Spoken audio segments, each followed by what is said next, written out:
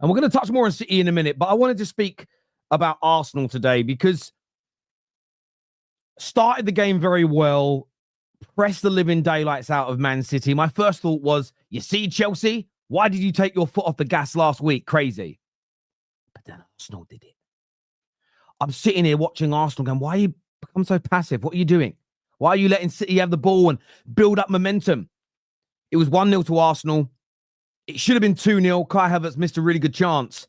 And then Raya's being forced into saves. You can see City growing in a little bit of confidence. And it was sort of Arsenal sleepwalking a little bit. They weren't maintaining the press. They weren't putting it on. They weren't putting it on City like they should be. And then very quickly in the second half, nice little bit of play. A good ball to the back post, which is what Haaland does. He just drifts to that back post area. He outmuscles Saliba, gets his head on the ball, and it's 1-1. And you sit there and think, are Arsenal going to collapse here? You can see the Arteta outers rubbing their hands together. You can see, of course, Arsenal's biggest rivals licking their lips. I'm not, because my two biggest rivals are Man City and Liverpool, and I'm thinking City are going to get what are going to start improving, and they're going to get the glory today, which I don't want them to ever have. They're my biggest local rival, and then my biggest rivals are going to go and win the league easily. But the response from Arsenal,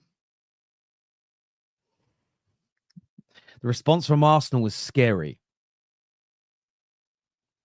It's petrifying.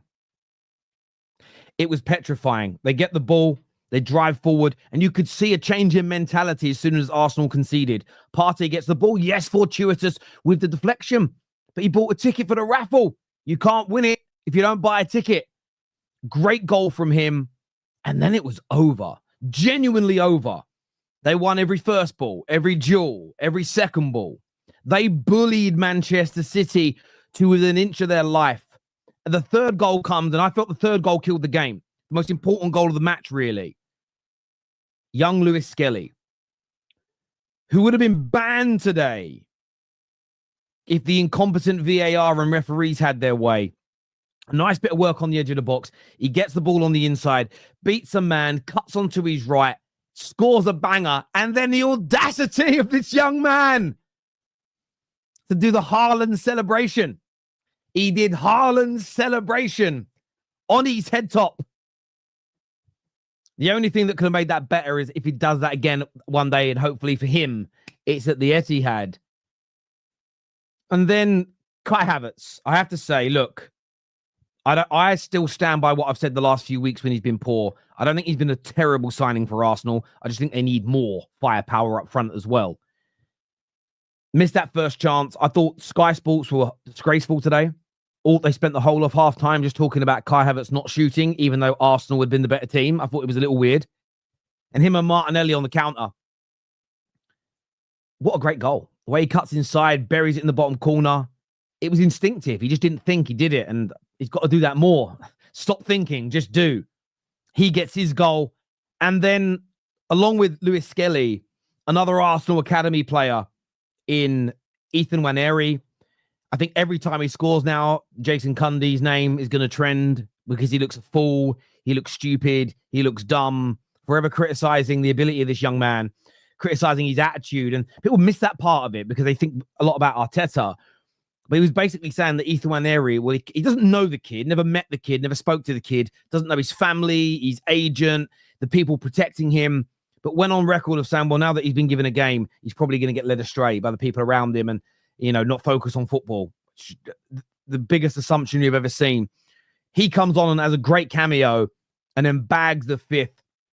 And it goes from being a good performance and a good win to it end up being an absolute humiliation, a destruction, a public circumcision of Manchester City. And almost there's something kind of poetic about it. It's we used to be chasing you and you used to batter us. Remember how many times City battered Arsenal?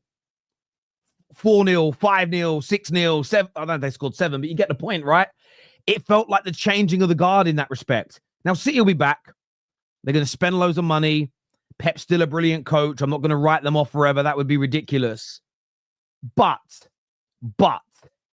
it was just one of those things watching it today where I thought to myself, I just looked at it and thought to myself, yeah, they're serious, man. They're serious today.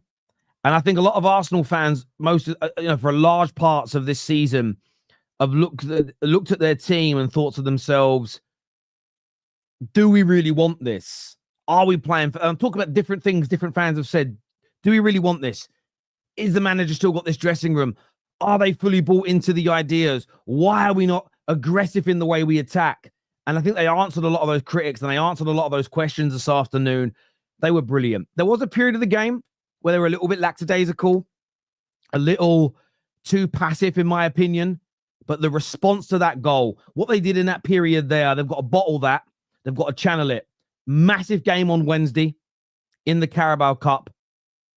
What a time to start turning the form around. What a time to start performing. Newcastle's home form ain't good.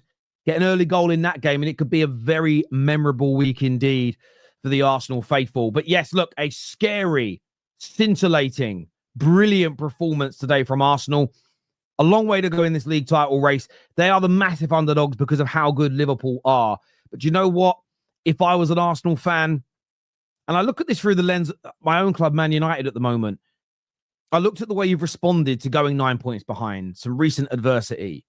Even in the game, conceding, you just stood up and made yourselves be counted. You showed character, you showed will, you showed determination today, and you should all be very, very proud of this performance. And look, a lot of people say, doesn't make up for this, doesn't make up for that. Well, we're talking about this particular game. And today was brilliant. And the young lads, Waneri, more so Lewis Skelly today, take a bow. The dream, to come through your club. I'm assuming they were Arsenal fans as kids. I don't know, but maybe. But they came through the academy. They've been at the club forever. Now in the first team, delivering to that degree. And I will say this as well, a little bit of salt. But they did it without their best player, Bukayo Saka. And what we got told by a lot of professional pundits of late is, well, you can't expect good performances and big wins when you're missing your best player. What a load of old bollocks. What a load of old bollocks. Make sure you hit the like button, please, if you haven't done so already. We're going to go to some of your super chats here as well, because I want to know what you're all thinking about this. Let me just bookmark and timestamp when this is going. And by the way, we're getting close towards 10,000 people tuning in. Get the damn likes up, people. If you haven't hit the like button yet, why? Get the like buttons hit. Get this video shared if you would be so gracious to. Thank you. Slap that kid, Girona, in the week. Send the ladies to slap the mother now. We slap the father. What a week. Come on. Oh, you mean Geordies? Slap the Geordies in the week. Oh, no, slap the kid in Girona. Right. Sorry. I get what you mean. Send the ladies to slap the mother now. We slap the father. What a week. Oh, okay. No, I understand what you mean now. Girona's owned by Pet's brother. So I just totally didn't get it. I'm sorry, comrade. It just went right over my head, that joke. Skelly with the Haaland Selly. Hashtag stay humble. Nothing to see here. Just two teens kicking a ball. I want to thank Kenny here, who has gifted 10 memberships to you, the audience. So 10 of you are now officially members. So thank you to Kenny for doing that. Big up yourself, bro. Humbled and then crumbled is what Android phone says. Terry's smile is very wide. Yes, it is. And you all know why that is. Again, my detractors and my trolls is because he's an Arsenal fan. No, it's because my second biggest rival has just got battered. And I am hopeful, and this is copium and hopium combined together. I'm hopeful that Liverpool have a collapse and somebody else wins the league. Because I don't want my two biggest rivals to be champions of England. I'm sorry. I'm sorry that me wanting my rivals to lose is a bad thing. Apologies.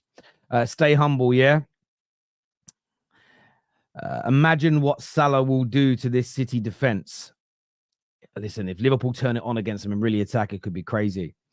Gunny Guna says, I'm so happy for Miles.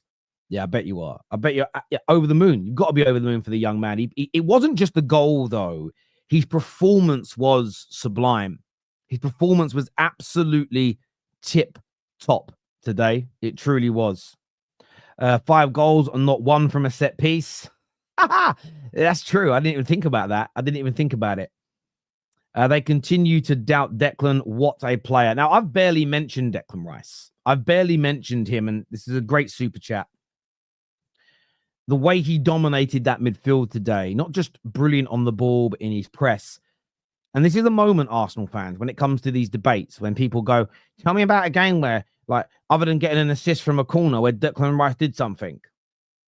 You say, when he dominated the Arsenal midfield, led his team with not just leadership, but quality on the ball, and slapped up the defending champions, Man City 5-1 with Pep as their manager. You just use today's date in this game as a case in point for that argument. He did have a poor start to the season, Declan Rice. There's no doubt about that whatsoever. He certainly did.